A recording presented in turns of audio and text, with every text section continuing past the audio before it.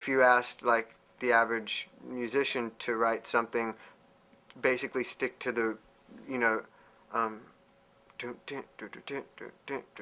you ask them to stick basically to that rhythm and to all downstrokes on the guitar and stuff like that, um, it would the music would have a sort of a blocky kind of feel to it, and a sort of a, a feeling like a big bunch of bricks just dropping on the ground or something.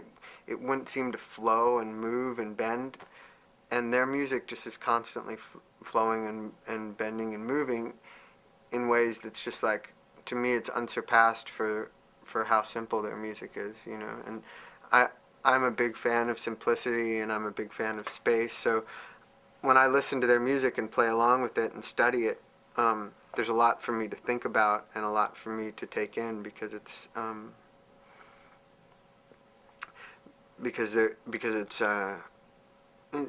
because they're doing more with space and doing more with simplicity than anybody that has. To me, it it might be like in it might be because even music in the 50s, which we might think is simple, they're using like chords that were borrowed from jazz a lot of the time and stuff, you know. Like, it's actually not as simple as what somebody like the Ramones were doing. And to me, like, I'm not one of these people who say it's simple but it's great. Like, I say it's simple and that's why it's great, you know. Like, to me, the simpler something is, the the greater it is, the more room it has for the person to give themselves to the music, you know. And the more the more routes there are for the more channels there are for the music to give itself to the person's brain, you know. To me, it's a challenge to try to make music that's as simple as possible, to do exactly what's sufficient, and to not, you know, to do what's necessary and to not do any more. And to me, the Ramones are a perfect example of that, you know. There's a there's there's so much quality in all those early songs, without with you know, and it's always the bare minimum of what it could be, you know. I guess that's why for me the first three albums stick out even more than Road to Ruin and End of the Century and stuff, is because on Road to Ruin they started doing overdubs and stuff like that with like acoustic guitar or guitar solos and stuff like that. And like, to me, I like I like the I like the simplicity of just, you know, just the rhythm guitar, the bass, the drums, the vocal, you know. It's like, for for me uh for me it does more and more trippy things to my head, because it's uh because there's such a minimum of things going on, yet it trips your head out in the same way that, as a record would, that has lots of instruments of doing all kinds of things, swirling around and stuff. But that Ramones music swirls in the same way as something like Jimi Hendrix or something, only there's not all the overdubs and everything, and there's no effects or anything, and it's all dry, and yet it's just as colorful as any music is, you know. I guess, forget anybody, but my memory is just like watching Eddie, and Henry Rollins was good. Yeah, no, we took it really seriously. It was right. We've been writing a new record for the last few months, and that was right at the beginning of when we started writing the record. We'd barely written anything, and we were kind of dividing our time between bringing in new songs and trying to come up with new ideas, and for the first time, and also learning these Ramones songs and rehearsing them. And it was a great way to get started, because I think it kind of raised the bar on what we were going to be expecting of ourselves, you know. Like it's to me it's the same thing as if we would have started, you know, by learning Beatles songs for a week or something. It's just like you're learning this music of extremely like high quality, and so you know, it wouldn't be enough to just write some music yourself. It's just like, okay, you know, it's you're starting right out by like really trying to get inside some of the greatest songs that have ever been written, you know.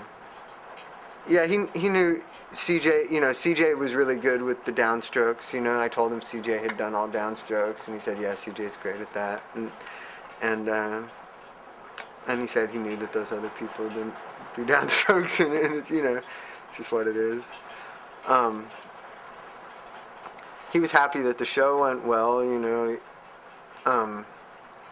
It seemed pretty obvious to me that he stayed alive in order to be alive when the show was going on. He was really sad that he wasn't able to go to the show, and he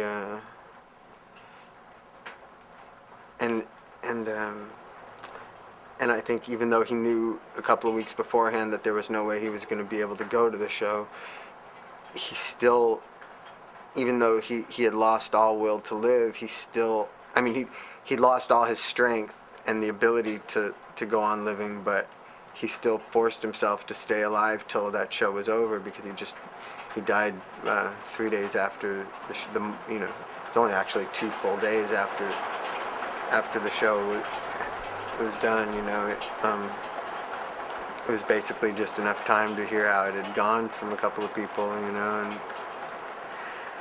and so I think it meant something to him, just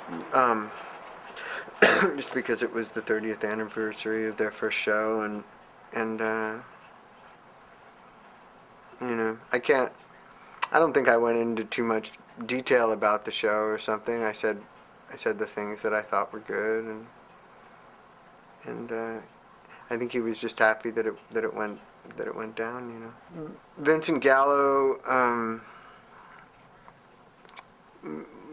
made friends with Vincent Gallo when we were still writing the album Californication, and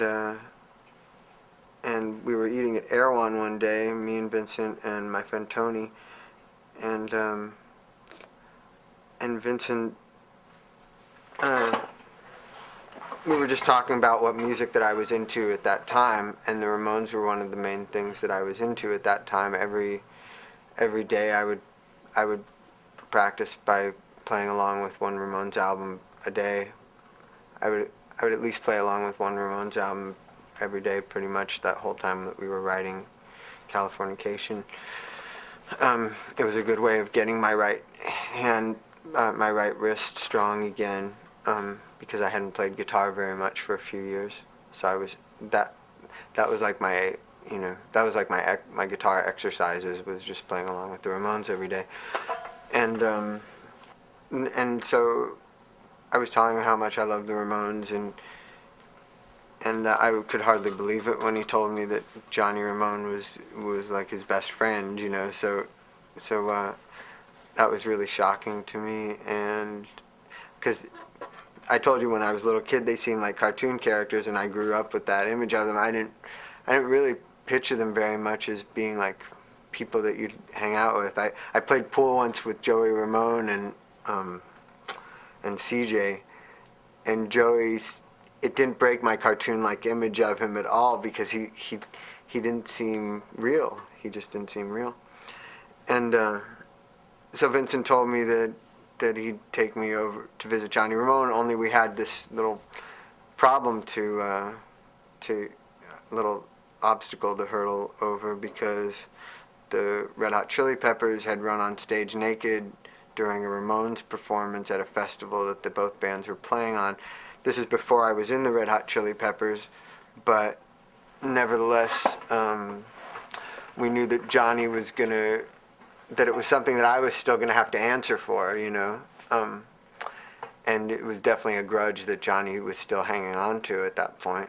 So Vincent brought me over there one day. Told them they better be nice to his new friend, or he was never going to come over there again, or something. And so he brought me over there, and they were real nice to me, and